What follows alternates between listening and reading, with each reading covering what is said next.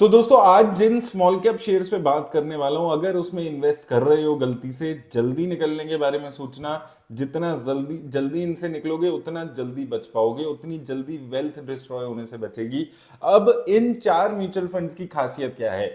ना तो ये लॉन्ग टर्म में आपको रिटर्न्स दे रहे हैं, ना तो ये लॉन्ग टर्म्स में अपने बेंचमार्क इंडेक्स को बीट कर पा रहे हैं, ना ये शॉर्ट टर्म में अपने बेंचमार्क इंडेक्स को बीट कर पा रहे हैं, ना ये आपको खराब मार्केट में डाउनसाइड प्रोटेक्शन दे पा रहे हैं। तो यानी कि ये वैसे म्यूचुअल फंड्स हैं जो कि आपको ना तो सेफर साइड पे चल रहे हैं कि भाई चलो मार्केट में गिरावट आई हुई है तो ये आपको गिरने नहीं देते आपके पोर्टफोलियो को, मार्केट गिरती है तो ये और ज्यादा गिर जाते हैं, मार्केट अच्छा परफॉर्म करती है तो ये बेंचमार्क के इंडेक्स के आसपास के रिटर्न्स दे पाते हैं।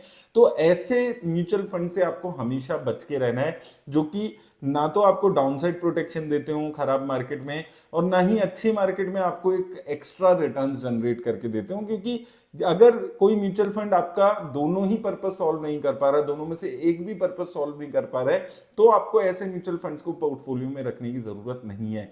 और उसके साथ साथ 3 साल के रोलिंग रिटर्न पीरियड में अगर हम देखेंगे, अभी हम डिस्कस करेंगे, उसमें भी आप देखेंगे लगातार अंडर परफॉर्मेंस लॉन्ग टर्म में 4-5 साल के पीरियड में आपको इन फंड्स में देखने को मिली है। सबसे पहला फंड जो है आईसीआईसी प्रूडेंशियल का फंड आ जाता है, स्मॉल कैप फंड।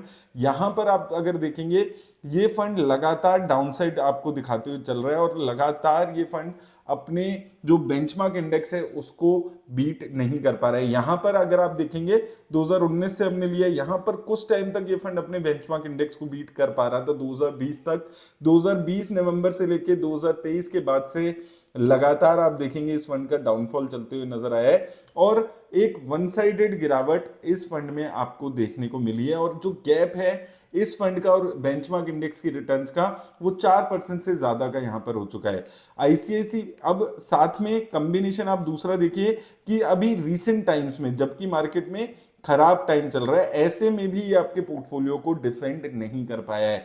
6 महीने में one of the worst performing funds, year to date में one of the worst performing fund, 1 महीने में देखेंगे तो भी इसने आपके पोर्टफोलियो को प्रोटेक्ट नहीं कर पाया है। तो ऐसे फंड्स से आपको जल्दी निकलने की जरूरत है, जो कि ओवरऑल रिटर्न्स भी नहीं दे पा रहे हैं एक्स्ट्रा, और साथ में जब मार्केट गिर रहा है तो भी रिटर्न्स आपको जनरेट नहीं कर पा रहे हैं। दूसरा फंड अब आ जाता है एबीएसएल का फंड। एबीएसएल ये है आपका एबीएसएल स्मॉल कैप फंड। यहां पर भी अगर आप देखेंगे तो यहां पर भी ये फंड अपने बेंचमार्क इंडेक्स को कभी बीट नहीं कर पाया है। लगातार वन साइडेड गिरावट इस फंड में आपको देखने को मिली है। जब जब इस फंड की परफॉर्मेंस यहां पर रही है, और आपको देखने को मिलेगा कि एक वन साइडेड गिरावट है। यहां पर अगर हम देखते हैं इस फंड की डिस्कशन यहां पर हम कर लेते हैं। यहां पर अगर आप देखेंगे 1 महीने में ये fund one of the worst performing fund है। अब अगर आप इसकी परफॉर्मेंस देखेंगे 1 महीने, 3 महीने, 6 महीने, ईयर टू डेट, 1 साल, 2 साल, 3 साल, 5 साल, 10 साल, कोई भी पीरियड आप उठा के देख लीजिए, हर पीरियड में ये one of the worst performing fund है। अब ऐसे फंड में अगर आपने बाय चांस पैसा लगा रखा था और लॉन्ग टर्म के लिए 10 साल से आप इस फंड में पैसा लगा रहे हैं, तो आपकी वेल्थ डिस्ट्रॉय ही हुई होगी। इसको अगर आप किसी अच्छे फंड में पैसा लगा देते, 10-12% की ज्यादा रिटर्न्स मिलती, तो एक अच्छी वेल्थ आपकी क्रिएट हो पाती। इसके अलावा नेक्स्ट जो फंड आ जाता है वो है PGM India small cap fund.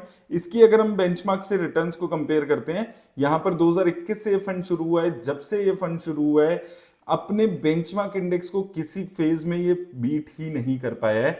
यहां पर आप देखेंगे तो लगातार गिरावट आपको देखने को मिली है। 17-18% की रिटर्न इस फंड ने दी है, इसके बेंचमार्क इंडेक्स ने 25% की रिटर्न दी है।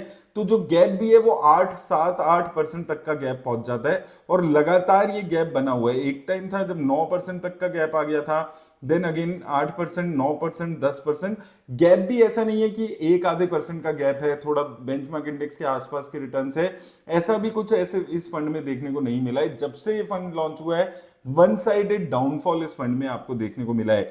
दूसरी चीज जो हम इंपॉर्टेंट बात कर रहे थे, मार्केट के डाउनफॉल में क्या ये फंड अपने बेंचमार्क इंडेक्स को बीट कर पाता है, बचा पाता है? तो यहां पर भी आप देखेंगे 1 साल में भी वन ऑफ द बेस्ट, 1 महीने में भी one of the worst performing fund है, 3 महीने, 6 महीने, ईयर टू डेट, 1 साल, 2 साल, 3 साल, किसी भी फेज में आप देख रहे हैं, ये fund one of the worst performing funds में से एक चल रहा है। तो ऐसे फंड्स पे आप बहुत ज्यादा रिलाय करके, बहुत ज्यादा टाइम अपना वेस्ट करके, अपना पैसा लगाकर आप कभी भी अपने पैसे को ग्रो नहीं कर पाएंगे। तो ऐसे फंड से बहुत जल्दी निकलना आपके लिए जरूरी हो जाता है अगर आप वेल्थ क्रिएट करना चाहते हैं।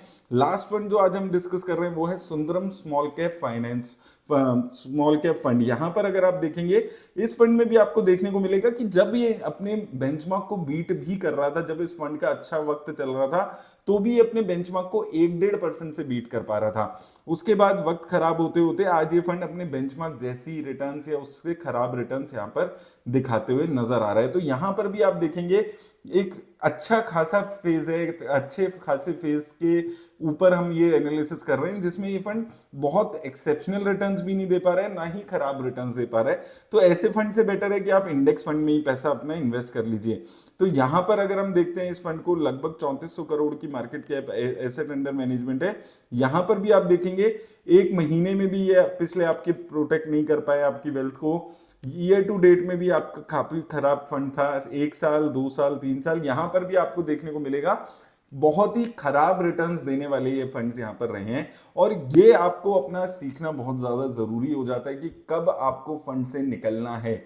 बहुत जरूरी है कि आप वक्त रहते फंड से निकलिए, क्योंकि आप देखिए कोई अगर इन्वेस्टर स्मॉल कैप फंड के नाम पे आदित्य बिरला के स्मॉल कैप फंड में इन्वेस्ट कर रहा होगा, तो एक बहुत ही खराब रिटर्न्स उसने अभी तक जनरेट की होगी और उसकी जो वेल्थ है वो लगभग डिस्ट्रॉय हो चुकी होगी। वो स्मॉल कैप फंड में अगर आपने 10 साल में 15% की रिटर्न्स ली है, इससे अच्छा तो आप लार्ज कैप फंड में भी रिटर्न्स इतनी जनरेट कर पाते। तो वक्त रहते अपने फंड को समझना जरूरी है और उससे निकलना भी बहुत ज्यादा जरूरी है। इसमें डिसीजन में लेट आप जितना करेंगे उतना ज्यादा आपका वेल्थ डिस्ट्रॉय होती चली जाएगी। उम्मीद करता हूं आपको हेल्प मिलेगी इस वीडियो से। धन्यवाद।